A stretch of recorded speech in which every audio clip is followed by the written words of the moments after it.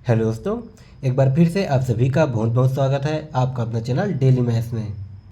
उम्मीद है आप सभी स्वस्थ होंगे और गणित की तैयारी में मस्त होंगे। जैसा कि आप सभी को पता है दोस्तों कि आपका शिक्षक भर्ती कभी भी आ सकता है और आपका जो छात्रावास अधीक्षक का एग्ज़ाम कभी भी हो सकता है, चाहे आपका सीजी पुलिस का एग्ज़ाम क्यों ना हो।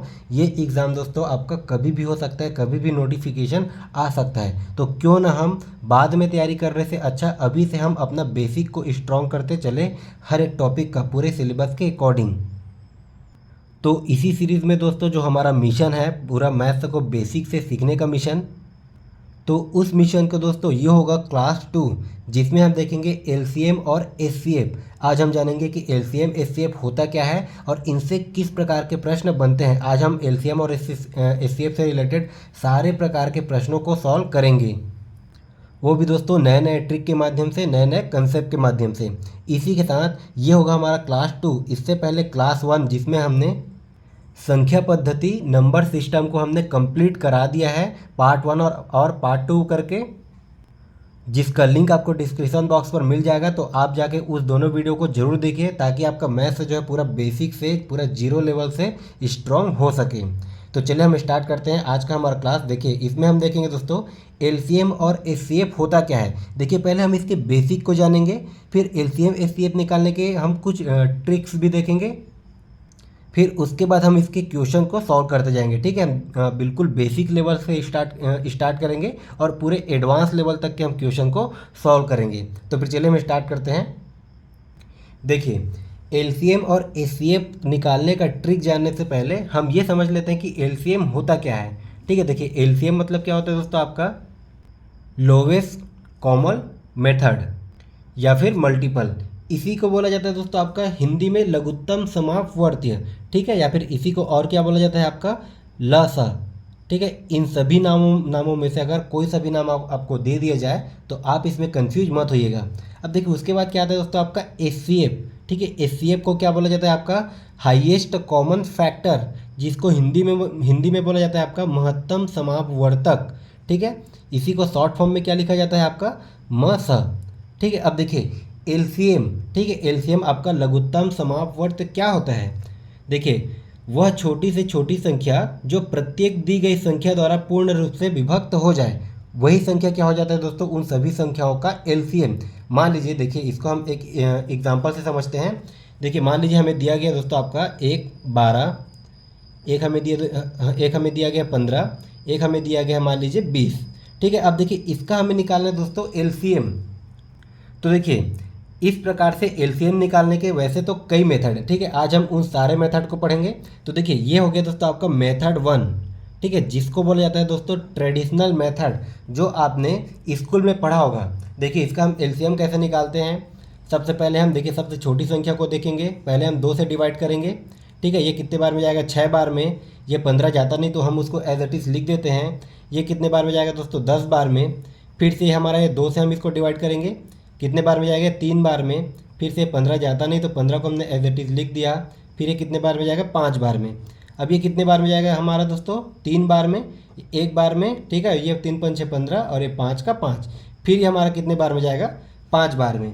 मतलब यहाँ पर देखिए 12 15 और 20 का एलसीएम क्या आ गया, मतलब इसका देखिए जो गुणनखंड आया है। ठीक है, उसको हम यहाँ पर गुणा कर देते हैं, 2 गुणित 2 गुणित 3 गुणित 5। ठीक है, मतलब ये 2 दूने 4, 4 तिया 12 और ये 12 पंचे कितना हो गया दोस्तों 60। ठीक है, इस प्रकार से हम निकालते हैं एलसीएम। ठीक है, इसको हमने पढ़ा है दोस्तों मिडिल स्कूल में। ठीक है, लेकिन अब देखिए चूँकि हम यहाँ पर अभी कंपटीशन एग्ज़ाम की तैयारी कर रहे हैं तो उसमें हमें क्या चाहिए रहता है कि एग्ज़ाम में जो टाइम है उसको हमें सेव करना रहता है, मतलब हम कम से कम टाइम में क्वेश्चन को बना सकें। तो उसके लिए क्या करना होगा दोस्तों कि उसके लिए करना होगा हमें क्वेश्चन को ट्रिक के माध्यम से सॉल्व करना पड़ेगा। तो देखिए इसके लिए हमारा एक आता है मेथड 2। ठीक है, इसको आप चाहो तो मेथड 2 करके नोट कर सकते हो। देखिए मेथड 2 में हम क्या करते हैं, सबसे पहले देखिए नंबर हमें क्या क्या दिया है, इसी नंबर को हम लेते हैं मान लीजिए 12 15 और 20। ठीक है, देखिए बिल्कुल ध्यान से समझते चलेगा, बहुत ही इंपॉर्टेंट मेथड है। आप इन सभी मेथड को लगा करके कोई सा भी संख्या का एलसीएम विद इन सेकेंड निकाल सकते हो। अब यहाँ पर देखिए क्या दिया है 12 15 और 20। अब देखिए 12 है 15 है और ये 20 है, मतलब ये तीनों जो है कोई ऐसा कॉमन नंबर से कटेगा क्या? देखिए 12 जो है आपका ये 2 से कट रहा है, 20 भी आपका 2 से कट रहा है, 12 आपका 3 से कट रहा है, 15 भी आपका 3 से कट रहा है, मतलब सभी संख्या आपस में किसी न किसी संख्या से कट रहा है। तब की कंडीशन में हम क्या करेंगे, जो बड़ी वाली संख्या है, ठीक है, देखिए जो बड़ी वाली संख्या है हम उसका टेबल पढ़ते जाएंगे और वहाँ तक पढ़ेंगे, उस नंबर तक पढ़ेंगे जो नंबर जो है बाकी दोनों छोटे संख्याओं के टेबल में आना चाहिए। मान लीजिए देखिए 20 का अगर मैं पहाड़ा पढ़ता हूँ, 20 दूने 40, ठीक है, तो क्या 40 जो है 12 के पहाड़ा में आता है क्या? नहीं आता, ठीक है। तो 20 तिया 60, 20 का पहाड़ा मैं फिर से पढ़ूंगा, 20 तिया कितना आ रहा है दोस्तों? 60, ठीक है। अब ये 60 जो है 12 के पहाड़ा में आता है क्या? तो 12 पंछे 60 और 15 के पहाड़ा में भी आता है क्या? 15 चौक 60, मतलब ये जो 60 है ये आपका 12 के पहाड़ा में भी आता है और 15 के पहाड़ा में भी आता है, मतलब यही 60 क्या हो जाएगा दोस्तों? ये हो जाएगा इन तीनों का एलसीएम, ठीक है। इस प्रकार से आप इसको डायरेक्ट निकाल सकते हो। ये हो जाएगा दोस्तों आपका आंसर, ये हो जाएगा आपका इन तीनों नंबर का एलसीएम, ठीक है। ऐसे आपको डायरेक्ट निकालना है। ये वाला मेथड अब पुराना हो गया, अब हमें इस मेथड से एलसीएम निकालना है।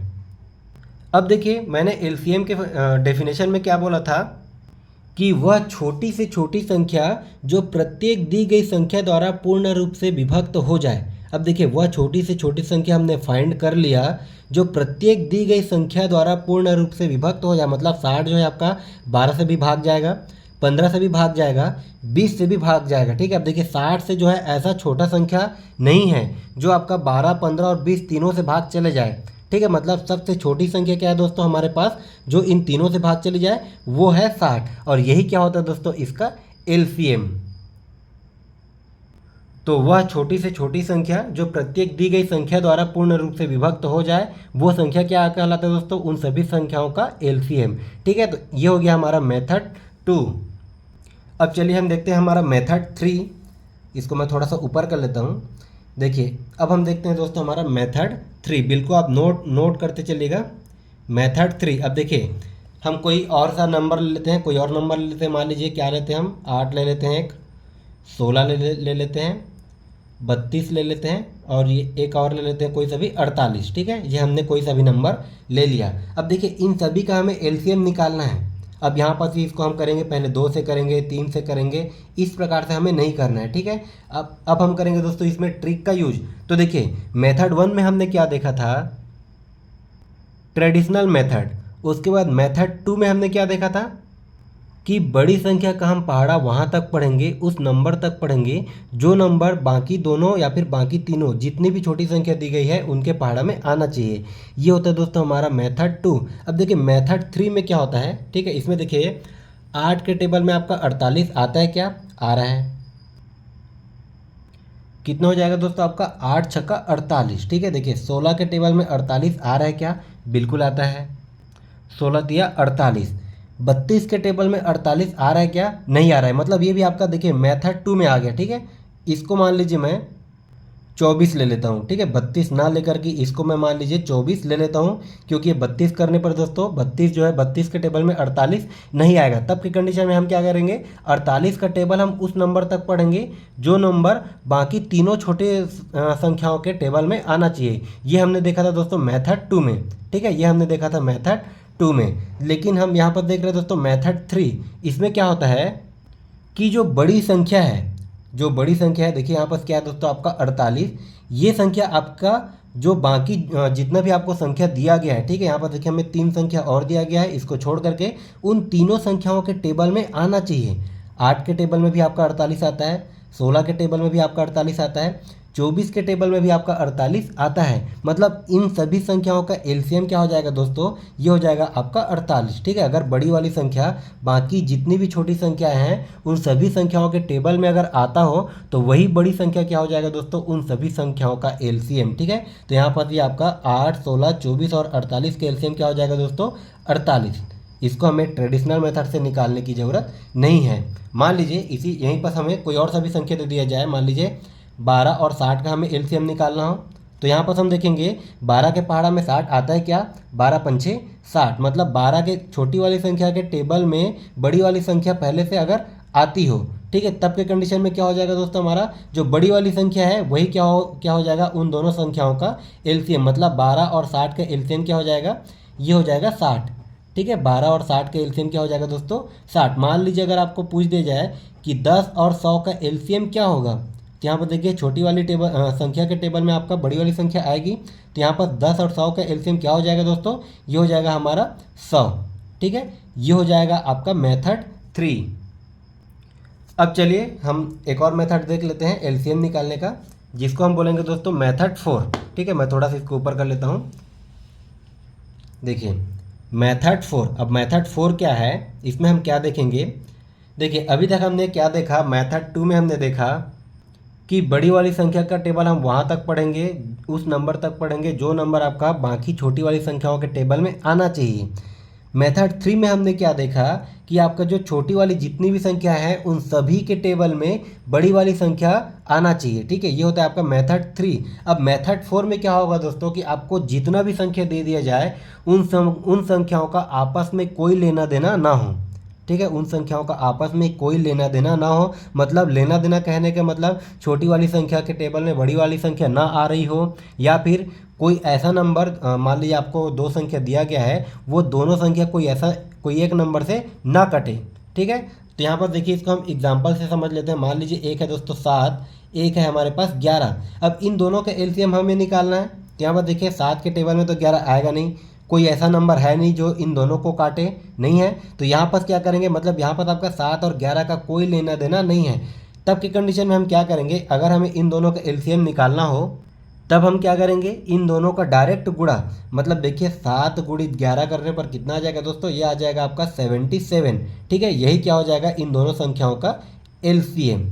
ठीक है, मान लीजिए यहाँ पर मैं एक और संख्या ले लेता हूँ, मान लीजिए मैं ले लेता हूँ 20 और 9, इन दोनों का हमें निकालना हो एलसीएम। तो यहाँ पर देखिए 20 और 9 कोई एक संख्या से नहीं कटेगा। ठीक है, और छोटी वाली संख्या के टेबल में बड़ी वाली संख्या आएगा भी नहीं। तो यहाँ पर हम क्या करेंगे दोस्तों, इसका हम कर देंगे डायरेक्ट गुणा, मतलब 9 दूने 18, कितना हो जाएगा दोस्तों, ये हमारा 9 दूने 18, मतलब इन दोनों का एलसीएम क्या निकल करके आ गया हमारा 180। ठीक है, मतलब ये हमारा हो गया दोस्तों एम मेथड 4। इसमें हमने क्या देखा कि जो भी नंबर्स आपको दिए गए हों उन नंबर्स का आपस में कोई लेना देना ना हो। मान लीजिए हमें दिया गया है 4, ठीक है, 4, 3 और 5। ठीक है, मान लीजिए हमें इस प्रकार से नंबर दिया गया है, तो इसका एलसीएम हम कैसे निकालेंगे, तो इसका एलसीएम हमें डायरेक्ट क्या कर देना है दोस्तों, अगर हम देखेंगे इन तीनों में आपस में कोई रिलेशन नहीं है, ठीक है, कोई लेना देना नहीं है, तब की कंडीशन में हम क्या करेंगे, इन नंबर्स का आपस में गुणा, मतलब 4 3 12 और ये 12 पंचे कितना हो जाएगा दोस्तों 60। ठीक है, मतलब 4 3 और 5 का एलसीएम क्या हो जाएगा 60। ठीक है, ये हो जाएगा इसका एलसीएम।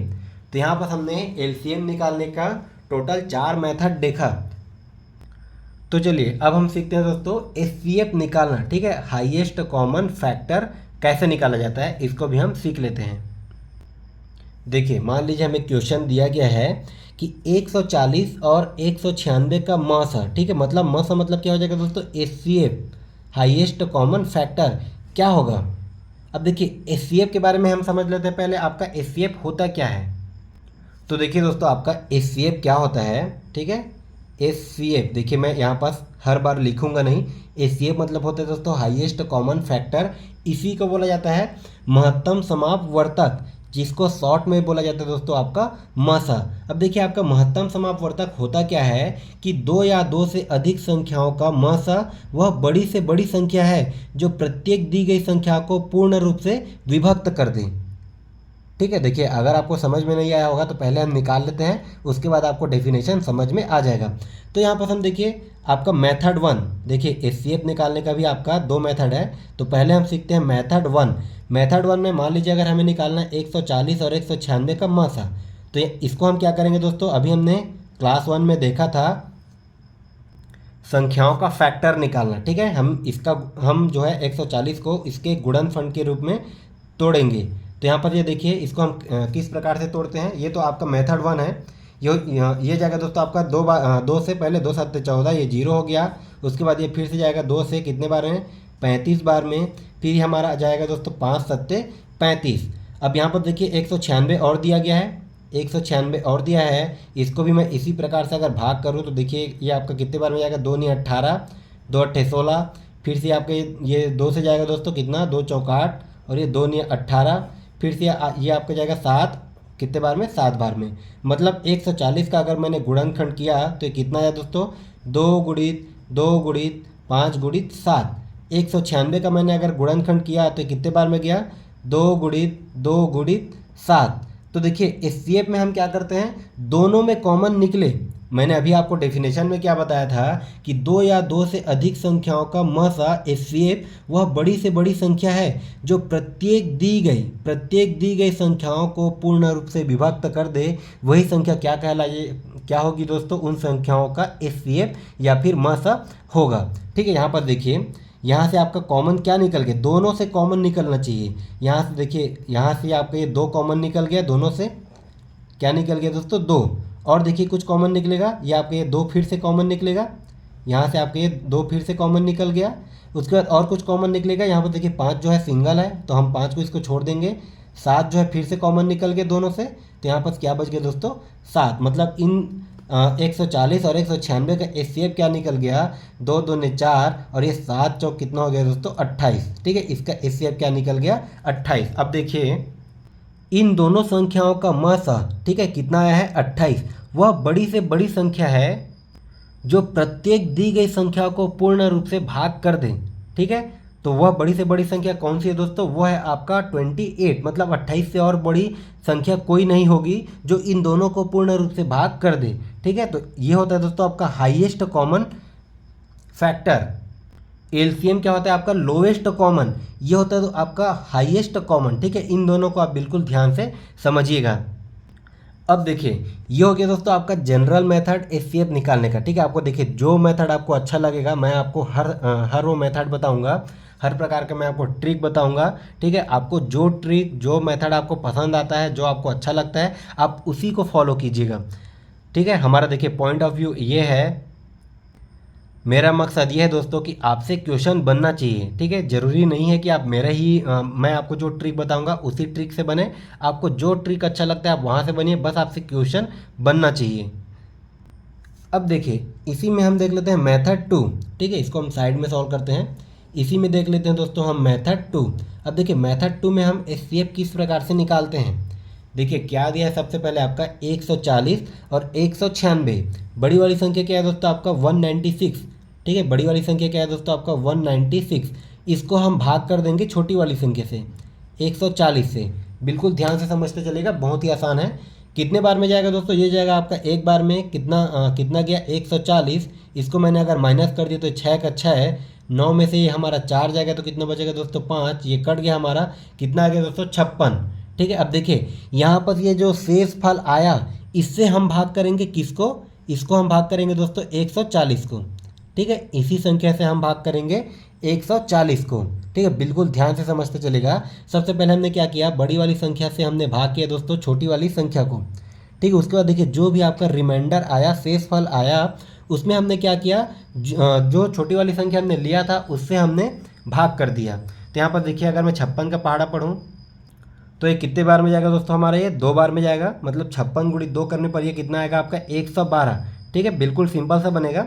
140 में से अगर मैं 112 को भाग करूँ तो कितने बार में जाएगा दोस्तों, ये 28 बार में जाएगा। अब देखिए आपका रिमाइंडर आपका फिर से देखिए यहाँ पर ये जो भागफल आ रहा है इससे हमें कोई लेना देना नहीं है। ठीक है, बस हमें लेना देना होगा शेषफल से। आपका देखिए शेषफल और कितना आ गया 28 आ गया। इससे हम फिर से भाग करेंगे, किसको भाग करेंगे दोस्तों आपका ये 56 से। ठीक है, हम फिर से इसको भाग करेंगे 56 से। हम तब तक इस प्रकार भाग करेंगे जब तक आपका शेषफल जो है, आपका रिमाइंडर जो है 0 ना आ जाए, तब तक हमें भाग करना है। तो यहाँ पर देखिए अगर 28 का मैं पहाड़ा पढ़ूँ तो ये कितनी बार में जाएगा, 28 दोने क्या होता है दोस्तों हमारा 56। यहाँ पर देखिए आपका रिमाइंडर 0 आ गया।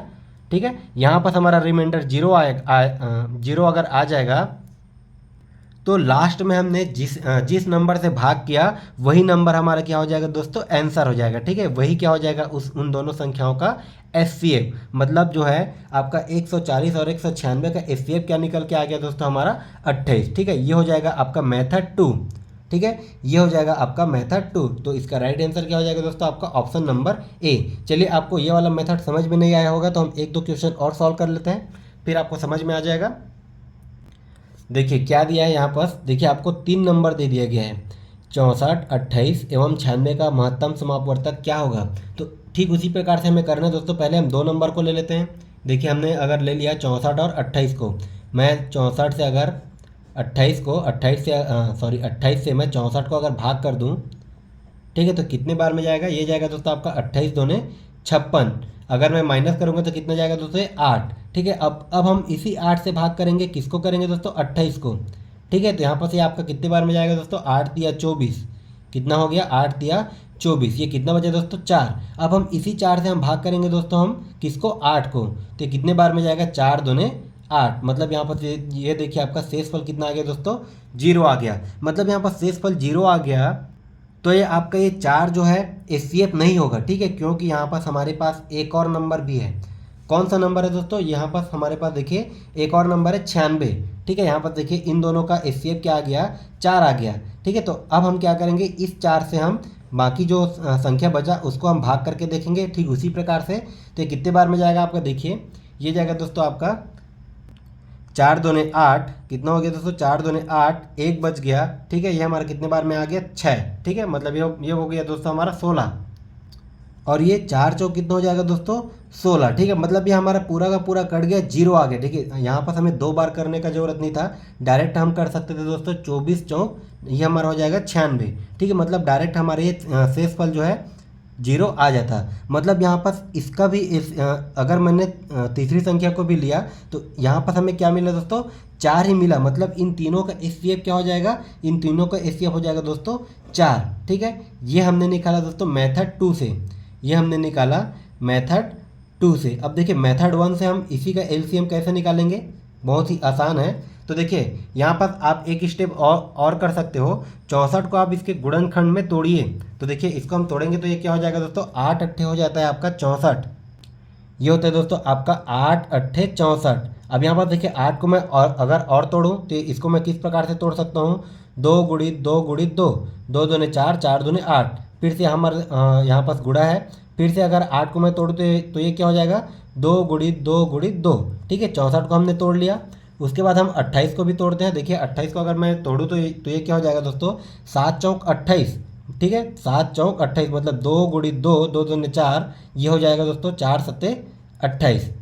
ठीक है, अगर मैं 96 को तोड़ूँ तो 96 को मैं किस प्रकार से तोड़ सकता हूँ, देखिए यहाँ पर हमने तोड़ा था दोस्तों 64 को, यहाँ पर हमने तोड़ा था 28 को, यहाँ पर अब हम तोड़ेंगे 96 को। ठीक है, तो ये हमारा क्या हो जाएगा, ये होता है दोस्तों आपका 12 अट्ठे 96। मतलब 8 को मैं किस प्रकार से लिख सकता हूँ, 2 गुणित 2 गुणित 2, 2 दूने 4, 4 दूने 8। उसके बाद क्या हो जाएगा दोस्तों, फिर से हमारा 3 चौक 12। ठीक है, 12 को भी हमें फिर से तोड़ना पड़ेगा, तो इसको मैं लिख सकता हूँ 4 गुणित 3। अब यहाँ पर देखिए एचसीएफ के लिए हम क्या करते हैं, सभी में क्या कॉमन आ रहा है, तो देखिए पहले 2 कॉमन निकला सभी से, मैं यहाँ पर मैंने 2 कॉमन निकाल दिया। गुणित में क्या हो जाएगा, फिर से यहाँ पर ये 2 कॉमन निकलेगा सभी से, तो यहाँ पर ये क्या हो गया दोस्तों, गुणा में 2। फिर से कुछ कॉमन निकल रहा है, क्या 2 इसमें है लेकिन इसमें नहीं है, इसमें है। ठीक है, एक में भी अगर नहीं मिलेगा तो वहाँ पर हमें स्टॉप कर देना है। यहाँ पर देखिए आपका सेकंड में 7 है, इन दोनों में नहीं है, मतलब यहाँ पर हमें स्टॉप कर देना। मतलब 2 दूने कितना हो जाएगा दोस्तों, 4। यही हो जाएगा आपका एचसीएफ। ठीक है, किसका किसका दोस्तों, 64, 28 और 96 का। तो यहाँ पर देखिए एचसीएफ निकालने का मैंने आपको 2 मेथड बता दिया। आपको जो मेथड जो तरीका अच्छा लगे आप उसी मेथड का यूज करके एचसीएफ निकालिएगा। अब अगर मान लीजिए आपको कोई ऐसा नंबर दे दिया जाए, ठीक है, जहाँ से आपको कोई गुणनखंड ना मिले। ठीक है, मान लीजिए इसको मैं थोड़ा सा ऊपर करता हूँ, मान लीजिए कोई भी आपको नंबर दे दिया जाए जैसे कि 5 और 7। ठीक है, 5 और 7, इसका एचसीएफ क्या होगा। ठीक है, तो देखिए 5 को अगर मैं तोड़ूँ तो इसको मैं किस प्रकार से लिख सकता हूँ, 5 गुणित 1। 7 को अगर मैं तोड़ूँ तो इसको मैं किस प्रकार से लिख सकता हूँ दोस्तों, 7 गुणित 1। मतलब इन दोनों से ऑलरेडी कॉमन क्या निकलेगा, 1 निकलेगा। ठीक है, तो इन दोनों का एचसीएफ क्या हो जाएगा दोस्तों, इन दोनों का एचसीएफ हो जाएगा हमारा 1। इस चीज़ को आप बिल्कुल ध्यान में रखिएगा। ठीक है, इन दोनों का एचसीएफ क्या हो जाएगा, 1। अगर इसी को मैं मेथड 2 से निकालूं, ठीक है, जो हमने ट्रिक सीखा है मेथड 2, अगर इन्हीं दोनों का एचसीएफ अगर मैं मेथड 2 से निकालूं तो हमारा किस प्रकार से निकलेगा, तो देखिए बड़ी वाली संख्या से हम भाग करेंगे। यहाँ पर देखिए 7 है, भागित में 5 है। ठीक है, यहाँ पर देखिए 5 एकम 5 आ गया, यहाँ पास 7 में से 5 गया तो दोस्तों 2। अब उसके बाद हम क्या करेंगे, इस 5 को हम यहाँ पास लिखेंगे, ठीक है।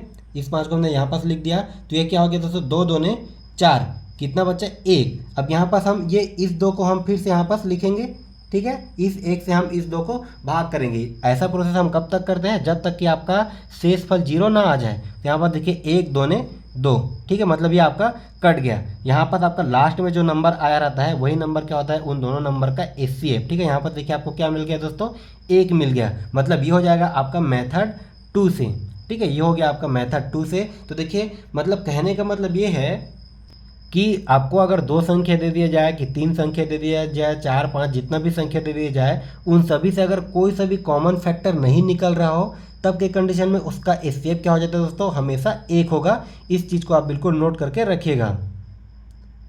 तो उम्मीद है आप सभी को समझ में आ रहा होगा। तो चलिए हम कुछ क्वेश्चन प्रैक्टिस कर लेते हैं। पहले देखिए हमें क्वेश्चन में दिया है 1/2, 2/5, 4/7, 6/7 का लघुत्तम समापवर्त क्या होगा, ठीक है। लघुत्तम समापवर्त मतलब क्या दिया दोस्तों, ये हमारा LCM या फिर लसा, ये हमें फाइंड करने के लिए बोला है। तो यहाँ पर देखिए अभी तक हमने सिंपल नंबर का LCM और HCF निकालना सीखा था, लेकिन यहाँ पर देखिए आपको भिन्न के रूप में दे दिया गया है।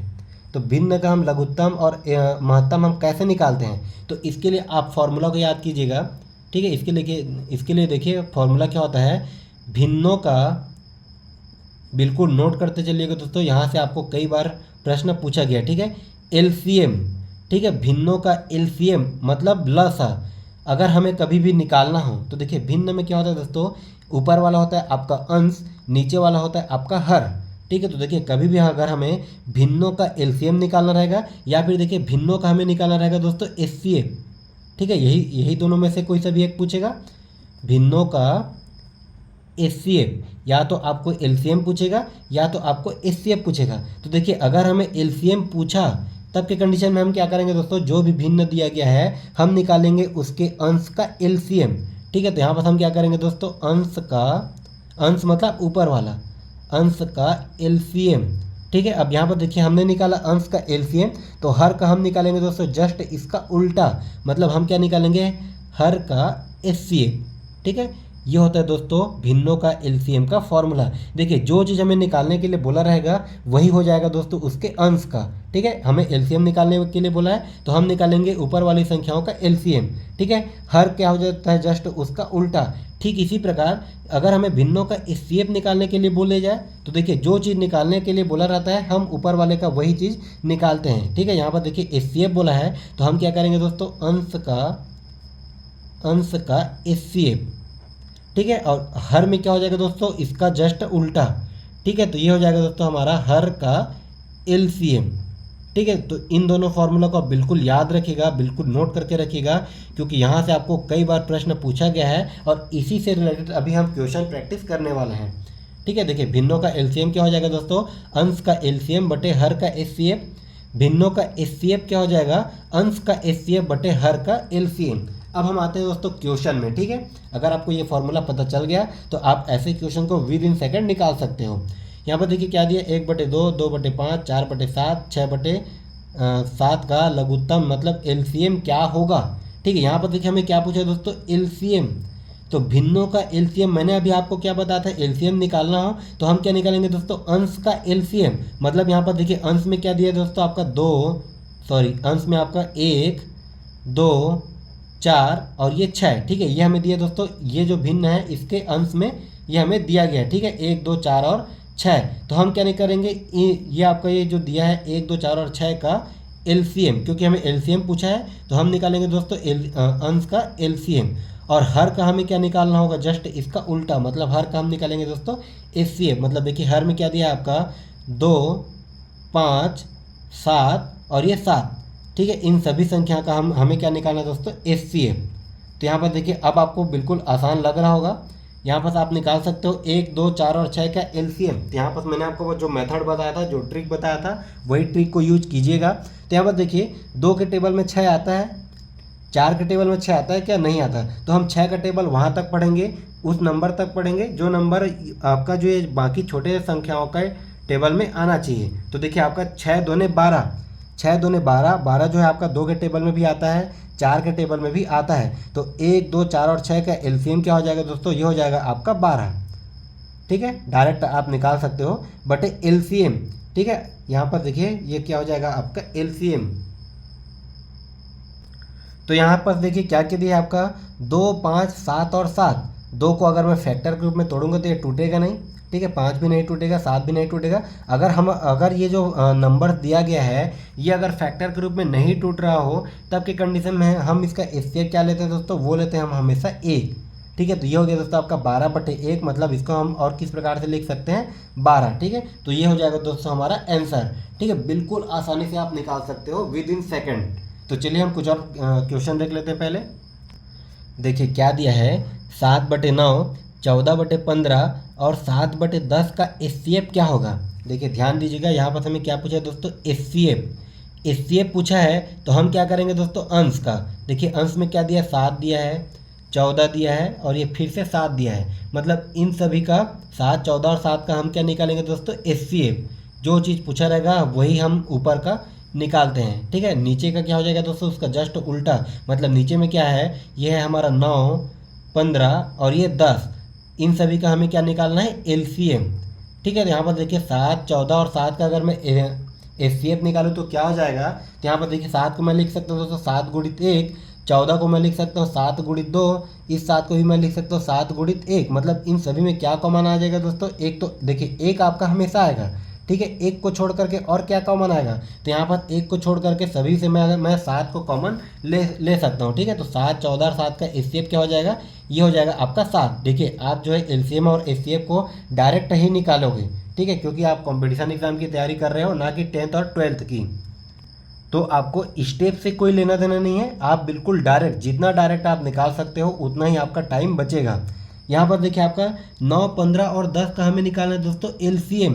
ठीक है, तो यहाँ पर हम इसको कैसे निकालेंगे, देखिए मैंने आपको बताया था मेथड 2 में सबसे बड़ी संख्या कौन सी है। सबसे बड़ी संख्या दोस्तों हमारे पास 15। ठीक है, तो 15 का आप पढ़ा वहाँ तक पढ़िए, उस नंबर तक पढ़िए जो नंबर जो है बाकी दोनों छोटे संख्याओं के टेबल में आना चाहिए। तो देखिए अगर मैं कर दूं दोस्तों 15 छक्के 90। ठीक है, अगर मैं 15 छक्के 90 लेता हूं तो ये 90 आपका 10 के टेबल में भी आएगा, 10 नहीं 90। और ये आपका 90 जो है 9 के टेबल में भी आएगा, 9 दहम 90। ठीक है, इससे छोटी कोई संख्या नहीं है। तो यहाँ पर क्या हो जाएगा दोस्तों आपका 9, 15 और 10 का एलसीएम क्या हो जाएगा 90। मतलब 7/90 ये हो जाएगा दोस्तों आपका आंसर। ठीक है, बिल्कुल डायरेक्ट आप निकाल सकते हो। यहाँ पर देखिए कौन सा ऑप्शन में दिया गया है, ये दिया दोस्तों आपका ऑप्शन नंबर ए 7/90। तो ये हो गया दोस्तों हमारा भिन्नों का एलसीएम और एचसीएफ निकालना।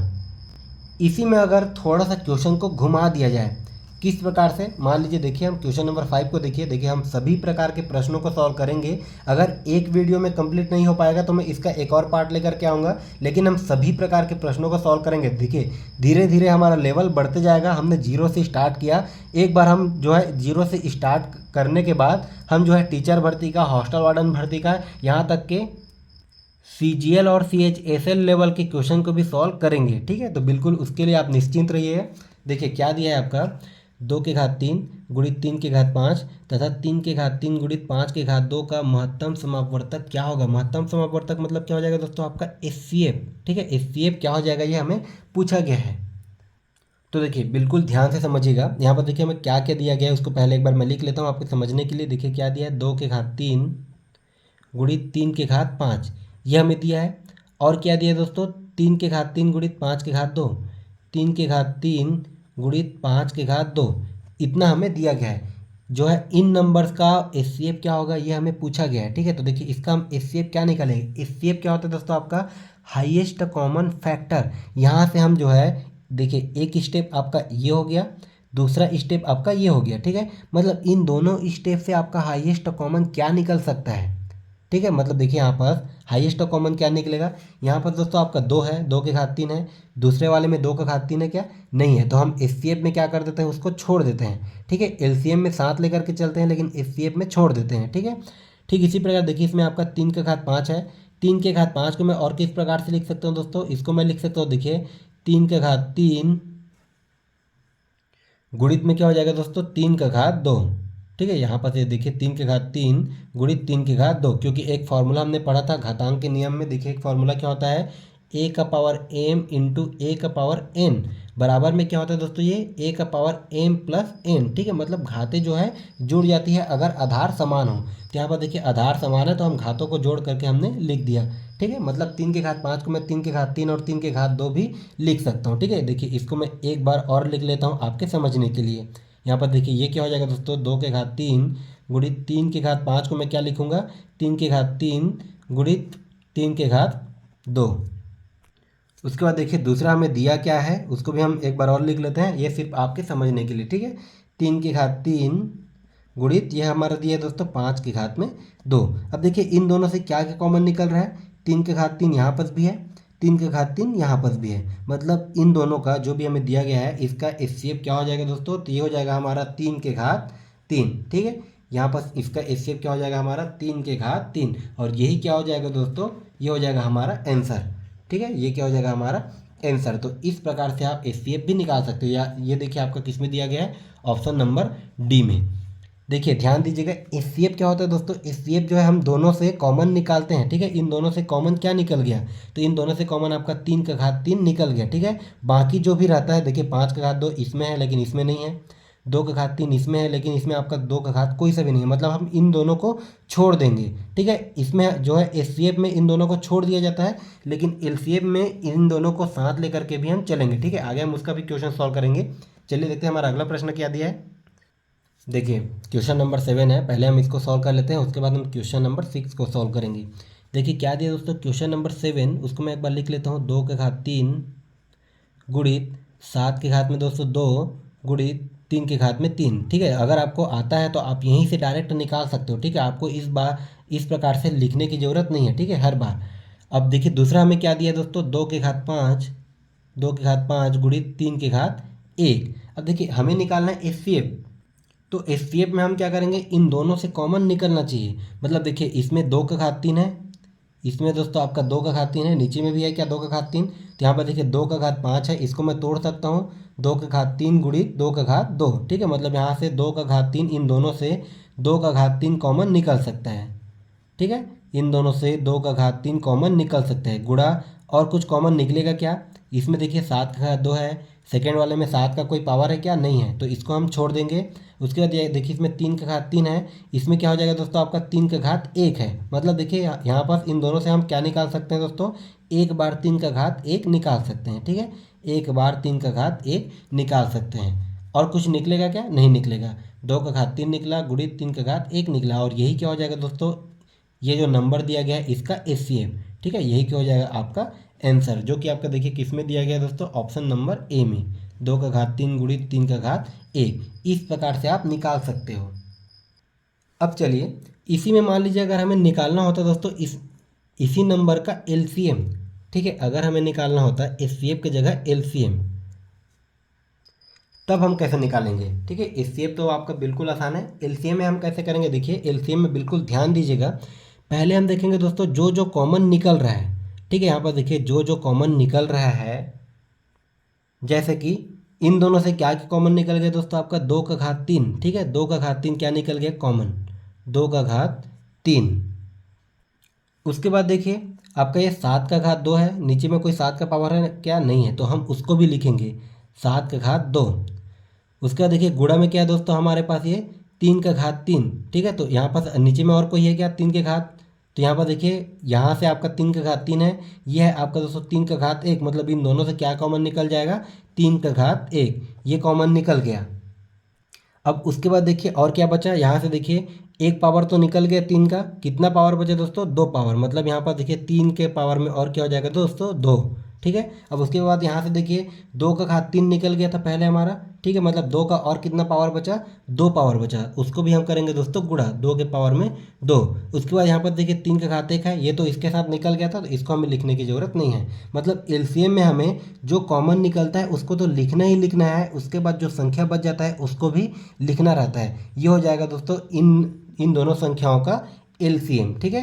एचसीएफ आपका डायरेक्ट है, एचसीएफ मैंने आपको समझा दिया, एलसीएम आप जो है इस प्रकार से निकालिएगा।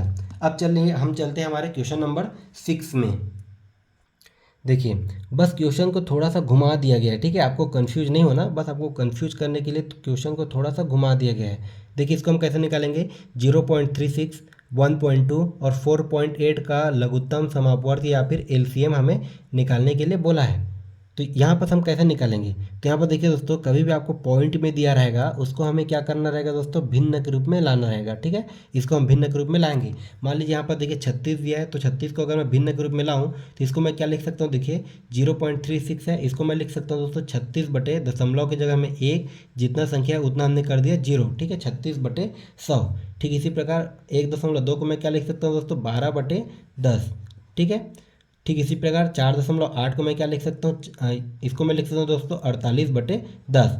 इसको हम ऐसा क्यों लिखते हैं, यहाँ पर देखिए 0.36, तो यहाँ पर हमने क्या किया दोस्तों, इसको पूरा का पूरा ले लिया, तो ये हो जाएगा आपका 0.36। ठीक है, जीरो का वैल्यू नहीं तो उसको हमने हटा दिया। उसके बाद क्या करते हैं हम, दशमलव की जगह में 1, दशमलव के बाद जितना संख्या रहता है उतना बार हम कर देते हैं 0। ठीक है, तो ये हमने इसको भिन्न के रूप में लिख लिया। अगर ये किसी से कट रहा है, ठीक है, अगर ये किसी से कट रहा है तो इसको हम कटा देते हैं। देखिए 4 9 36, और ये कितने बार में जाएगा दोस्तों आपका 25 4 100, मतलब 36 बटे 100 को मैं और क्या लिख सकता हूँ, 9 बटे 25।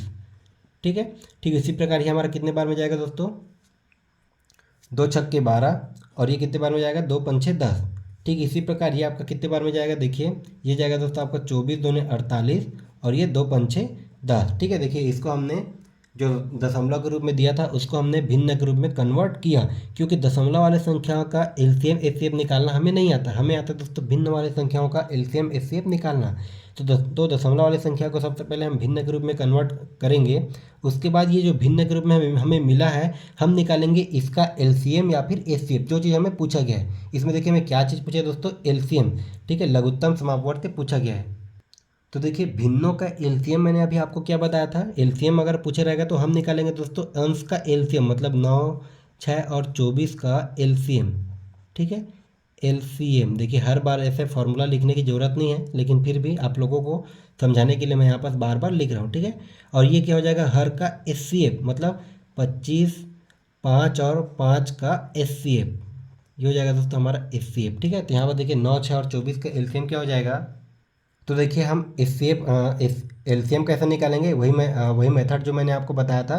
24 का आप पहाड़ा पढ़िए, कितना हो जाएगा, मान लीजिए 24 तिया 72। ठीक है, 24 तिया 72, ये आपका 9 के पहाड़े में भी आता है, 9 8 72, 6 के पहाड़ा में भी आता है दोस्तों आपका 12 6 72। तो इन तीनों का एलसीएम क्या हो जाएगा हमारा 72। ठीक है, डायरेक्ट आप निकाल सकते हो। ठीक है, अब देखिए आपका 25 5 और 5 का एचसीएफ हमें निकालना है, तो इन तीनों से कॉमन क्या निकल जाएगा दोस्तों आपका 5। ठीक है, मतलब 72 बटे 5, जो कि आपका देखिए किस में दिया गया, ऑप्शन नंबर ए में, बिल्कुल आसानी से आप निकाल सकते हो। ठीक है, तो इसका राइट आंसर क्या हो जाएगा दोस्तों, ऑप्शन नंबर ए। चलिए हम देखते हैं हमारा अगला प्रश्न क्या दिया है।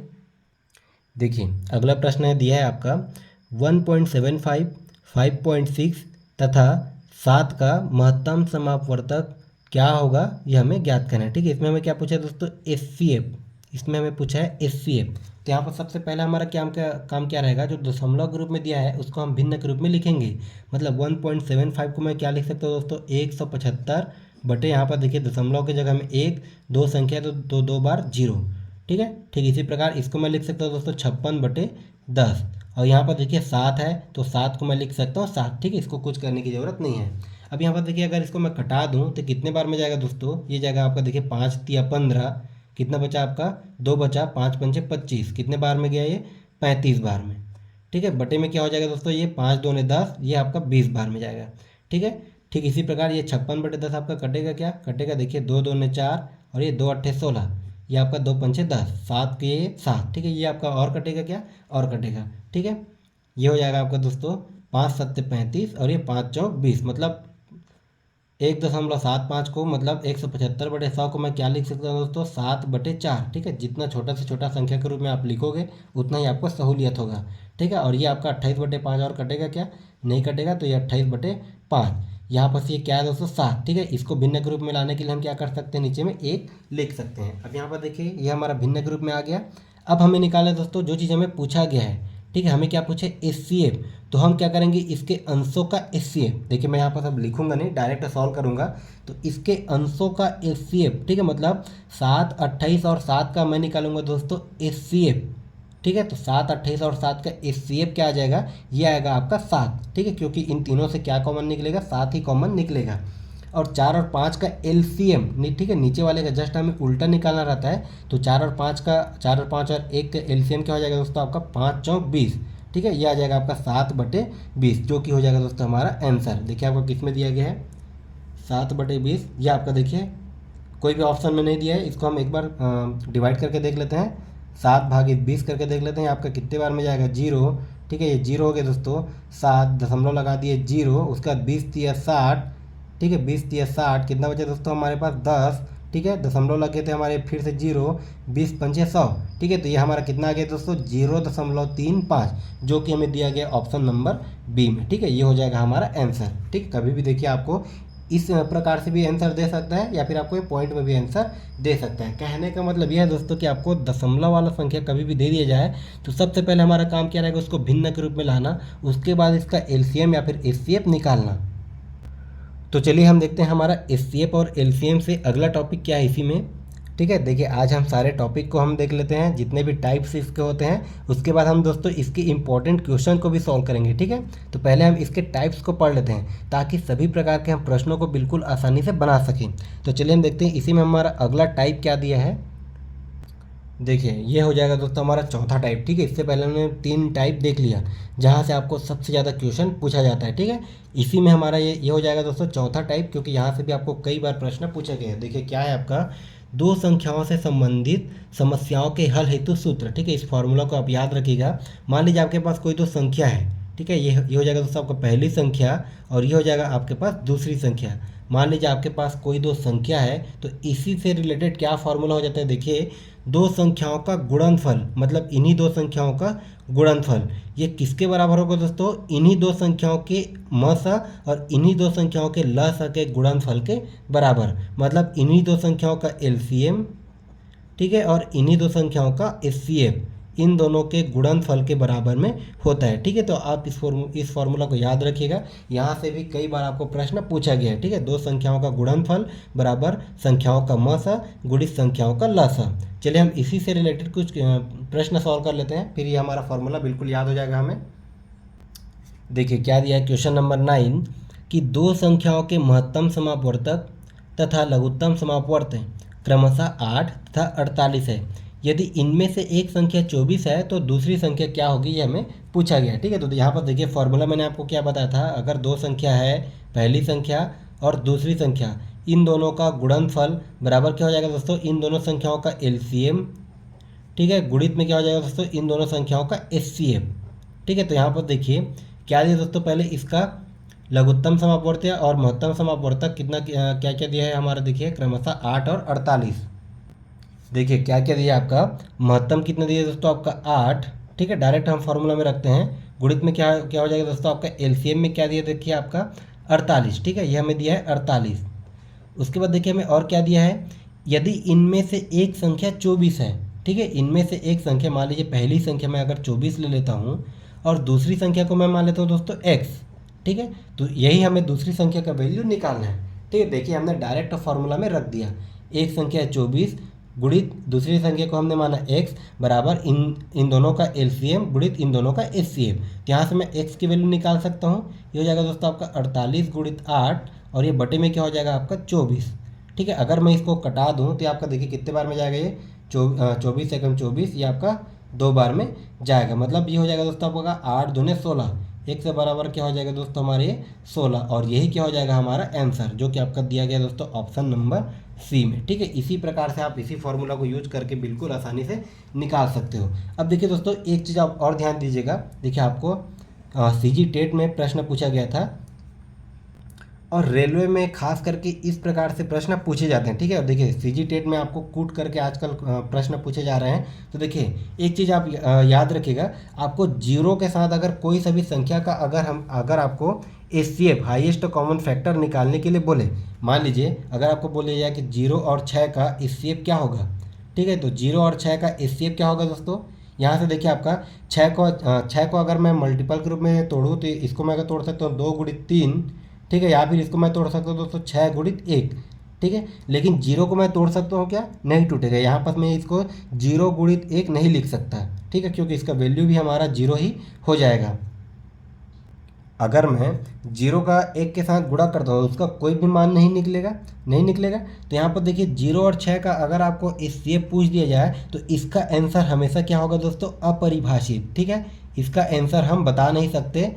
ठीक है, इसका आंसर क्या होता है दोस्तों, आपका अपरिभाषित। ठीक है, तो इसको आप बिल्कुल याद रखिएगा। अगर इस प्रकार से अगर आपको कभी भी प्रश्न पूछ दिया जाए तो उसमें आपको एक ऑप्शन यहाँ इस प्रकार से भी दिया रहेगा कि इसका आंसर जो है अपरिभाषित है और यही आंसर आपको लेना है। ठीक है, यही आंसर आपको लेना है। 0 के साथ कोई सा भी संख्या दे दिया जाए, 0 के साथ आपको 50 दे दिया जाए, 100 दे दिया जाए, 500 दे दिया जाए, ठीक है, 0 भी रहेगा तो वहाँ पर आपको उसका अगर एचसीएफ पूछा रहेगा तो उसका एचसीएफ क्या हो जाएगा दोस्तों, आपका अपरिभाषित। ठीक है, चलिए हम देखते हैं हमारा अगला प्रश्न क्या दिया। क्वेश्चन नंबर 10 देखिए क्या दिया है कि दो संख्याओं का लघुत्तम समापवर्त 660 है तथा महत्तम समापवर्तक 5 है। यदि इनमें से एक संख्या 55 है तो दूसरी संख्या ज्ञात कीजिएगा। ठीक है, आप देखिए हमें निकालने के लिए क्या बोला है कि दो संख्याओं का एलसीएम कितना दिया है दोस्तों, 660 है।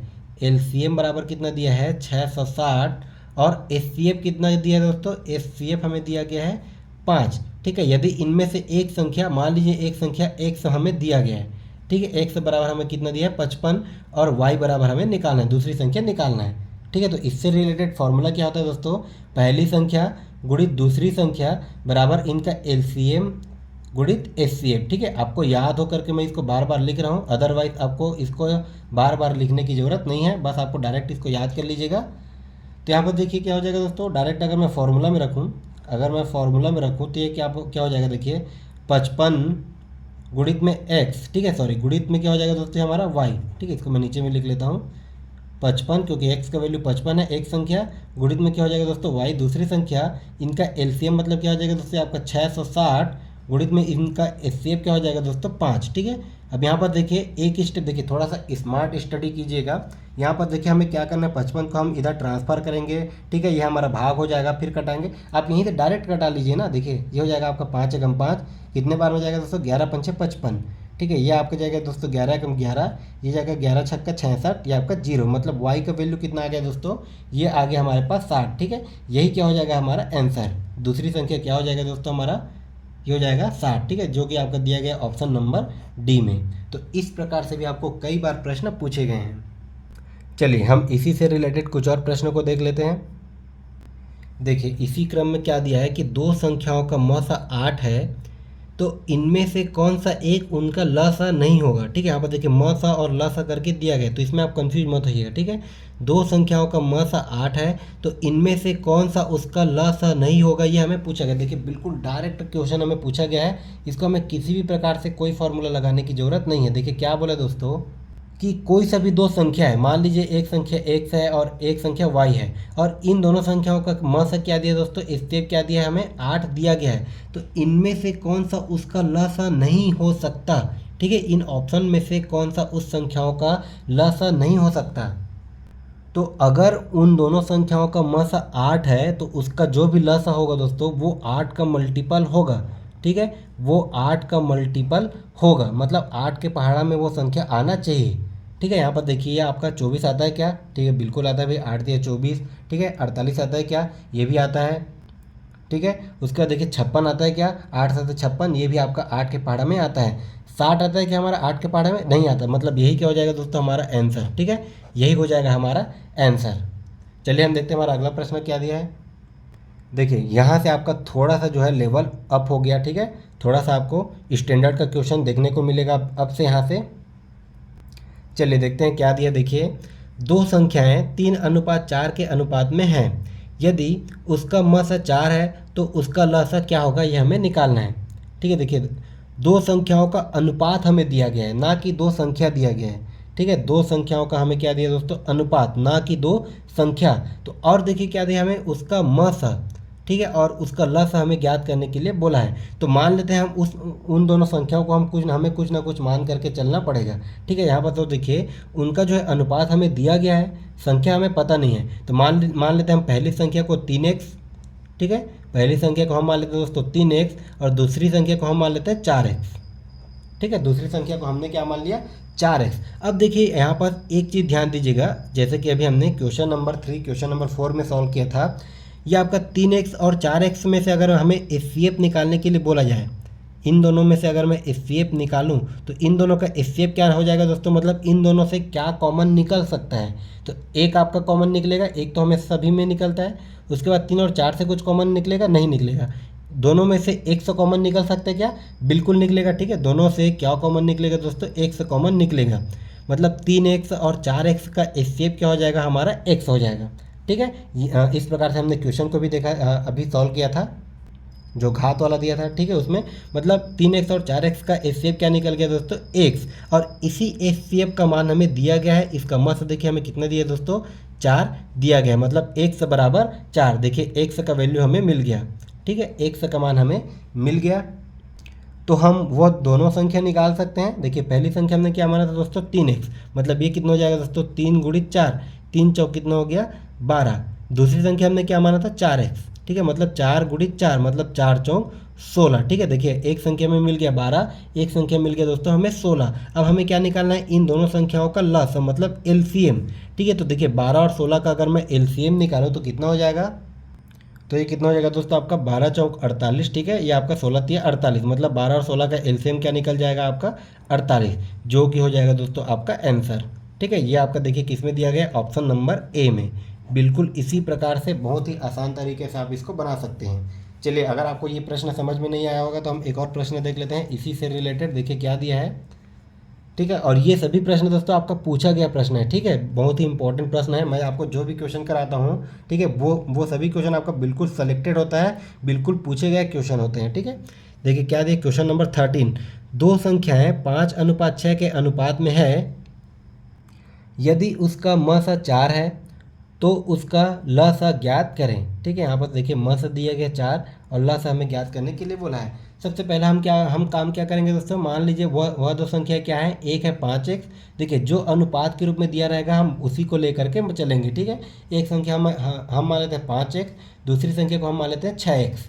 इन दोनों का एचसीएफ क्या निकल जाएगा दोस्तों, इन दोनों का एचसीएफ देखिए दोनों से कॉमन क्या निकलेगा। ठीक है, 5 और 6 से कुछ कॉमन निकलेगा क्या, नहीं निकलेगा। ठीक है, आप यहाँ पर देखिए दोनों जगह x है, तो यहाँ से आपका और कॉमन क्या निकल गया आपका x। ठीक है, जिसका वैल्यू हमें कितना दिया है दोस्तों, 4, मतलब x का वैल्यू हमें यहाँ पर 4 दिया गया है। तो मतलब वहाँ पर देखिए क्या हो जाएगा, हमारा पहली संख्या का क्या हो जाएगा दोस्तों, 5 गुणित 4, मतलब 5 चौक 20, ये हमें मिल गया दोस्तों पहली संख्या। दूसरी संख्या क्या हो जाएगा, 6 गुणित 4, मतलब 6 चौक 24। ठीक है, ये हमें मिल गया दोस्तों दूसरी संख्या। मतलब 20 और 24 का अगर मैं एलसीएम निकालूं तो ये कितना हो जाएगा दोस्तों, ये हमारे पास आ जाएगा, ये हमारा देखिए 24 पंचे 120 होता है और 20 छक्का 120, मतलब इन दोनों का एलसीएम क्या हो जाएगा हमारा 120, जो कि हो जाएगा दोस्तों हमारा आंसर। ठीक है, इस प्रकार से आप बिल्कुल आसान तरीके से निकाल सकते हो। देखिए इसी में अगला प्रश्न क्या दिया है कि दो संख्याएं 3:4 के अनुपात में है तथा इसका लघुत्तम समापवर्त है। देखिए हमें क्या दिया, लघुत्तम एलसीएम दिया है 84 है। इनमें से बड़ी संख्या कौन सी होगी, बस थोड़ा सा घुमा दिया है। ठीक है, हमें उसी मेथड को यूज करके बनाना है। मान लीजिए वह संख्या, पहली संख्या है 3x और दूसरी संख्या को हम मान लेते हैं दोस्तों 4x। अब देखिए इसमें क्या हो जाएगा, देखिए अभी तक हमने क्या निकाला था, इन दोनों का एचसीएफ। अगर एचसीएफ निकालते तो यहाँ पर इन दोनों का एचसीएफ क्या निकल के आ जाता, दोनों से कॉमन x। लेकिन यहाँ पर हमें देखिए क्या चीज़ दिया है, जिसका वैल्यू हमें दिया गया है वो है आपका एलसीएम। तो इन दोनों का एलसीएम क्या निकल के आएगा दोस्तों, एलसीएम। तो देखिए एलसीएम मैंने अभी आपको निकालना सिखाया था, जो कॉमन निकलेगा उसको हम पहले लेंगे, एक से कॉमन निकल रहा है इन दोनों से, उसके बाद जो चीज़ कॉमन नहीं निकल रहा है उसको भी हम साथ में ले करके चलेंगे।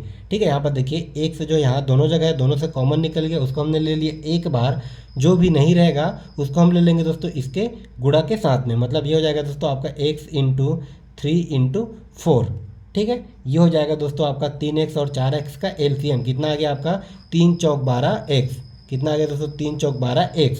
और इसका एलसीएम हमें दिया गया, देखिए कितना दिया, 84। ठीक है, एलसीएम हमें कितना दिया दोस्तों, 84। मतलब एक से का मान कितना हो जाएगा दोस्तों आपका, देखिए ये हो जाएगा आपका 12 × 12 और ये कितना हो जाएगा दोस्तों 12 × 7 = 84। मतलब एक से का मान कितना निकल करके आ गया हमारे पास, 7। ठीक है, एक से का मान कितना निकल गया दोस्तों, 7। अब देखिए पहली संख्या क्या हो जाएगी दोस्तों आपका 3 × 7। ठीक है, 3 × 7 = 21। पहली संख्या क्या मिल गया दोस्तों हमें, 21। दूसरी संख्या में क्या मिल गया, तो हो जाएगा दोस्तों 4 × 7, मतलब 7 चौक 28। कितना हो गया दोस्तों हमारे पास, 28। अब देखिए हमें क्या पूछा है, इनमें से बड़ी संख्या कौन सी है। तो बड़ी संख्या कौन सी है दोस्तों आपका 28। छोटी संख्या अगर आपको पूछता तो आपको क्या हो जाता है दोस्तों 21। ठीक है, तो यहाँ पर देखिए कौन सा आंसर हो जाएगा आपका, ऑप्शन नंबर सी। ठीक है, ये हो जाएगा आपका राइट आंसर। देखिए इसी में हम एक और प्रश्न देख लेते हैं। देखिए क्या दिया है कि दो संख्याएं 2:3 के अनुपात में है, उनके एचसीएफ और एलसीएम क्रमशः 21 और 126 है, दोनों संख्याओं में कितना अंतर है, ये हमें पूछा गया है। ठीक है, यहाँ पर देखिए दोनों संख्याओं का एचसीएफ क्या दिया गया दोस्तों, एचसीएफ क्या दिया हमें 21। ठीक है, और एलसीएम क्या दिया है हमें, एलसीएम दिया हमें 126। ठीक है, मान लीजिए वह संख्या हमारे पास देखिए क्या है, एक संख्या को हम मान लेते हैं दोस्तों 2x। ठीक है, एक संख्या को हम मान लेते हैं 2x, दूसरी संख्या को हम मान लेते हैं 3x। अब यहाँ पर देखिए अगर मैं x की वैल्यू निकालना चाहूँ तो x की वैल्यू निकाल सकता हूँ। ठीक है, इन दोनों का देखिए एचसीएफ क्या निकल के आ जाएगा दोस्तों, x। ठीक है, इन दोनों का एचसीएफ क्या निकल करके आ जाएगा, x। ठीक है, यहाँ पर आपका 2x और 3x के एचसीएफ क्या निकल गया, x, और यहाँ पर एचसीएफ का मान हमें दिया है 21, मतलब x का मान कितना मिल गया दोस्तों हमें, 21, ये हमें मिल गया। पहली संख्या क्या हो जाएगा दोस्तों आपका 2 गुणित 21। ठीक है, यहाँ पर x का मान 21 है तो 2 गुणित 21, पहली संख्या में क्या मिल गया दोस्तों, 2 गुणित 21, मतलब ये कितना हो जाएगा 21 दूने 42। दूसरी संख्या में क्या मिल जाएगा दोस्तों, देखिए 3 गुणित 21, कितना हो जाएगा आपका ये 3 गुणित 21, तो ये हो जाएगा दोस्तों आपका ये 3 एकम 3, 3 दूने 6, ये कितना हो गया आपका 63 63। अब हमें क्या पूछा कि इन दोनों संख्याओं में कितना अंतर है, मतलब हमें क्या कर देना है, 63 में से 42 को माइनस कर देना है। ठीक है, तो अगर मैं 63 में से 42 को माइनस करूँगा तो कितना आ जाएगा दोस्तों, ये आ जाएगा आपका 21। ठीक है, ये हो जाएगा आपका आंसर जो कि आपका दिया गया ऑप्शन नंबर ए में, तो ये हो जाएगा आपका राइट आंसर। चलिए हम देखते हैं हमारा अगला प्रश्न, देखिए क्या दिया है। देखिए क्वेश्चन नंबर 16, उन संख्याओं का गुणनफल ज्ञात कीजिए जिसके एचसीएफ और एलसीएम क्रमशः 8 और 40 है। बहुत ही आसान सा प्रश्न है।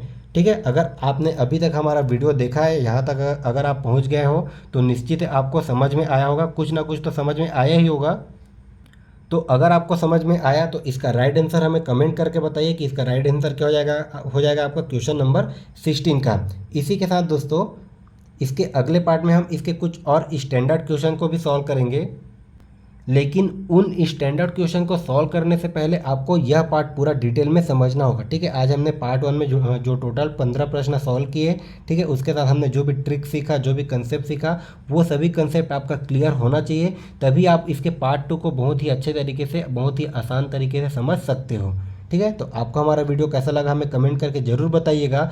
उसके साथ ही अगर आपको इसका पीडीएफ नोट्स चाहिए तो आप हमारे टेलीग्राम चैनल पर जाके जुड़ जाइए, वहाँ पर आपको फ्री में पीडीएफ नोट्स हर चीज़ आपको अवेलेबल करा दिया जाएगा। और अगर आप नए हैं दोस्तों तो आप हमारे चैनल को सब्सक्राइब कर लीजिएगा, क्योंकि आपको इस चैनल के माध्यम से कंप्लीट जो है टीचर भर्ती और हॉस्टल वार्डन भर्ती, इसके साथ ही आपको सीजी पुलिस भर्ती का पूरा कंप्लीट बिल्कुल फ्री में आपको तैयारी कराया जाएगा।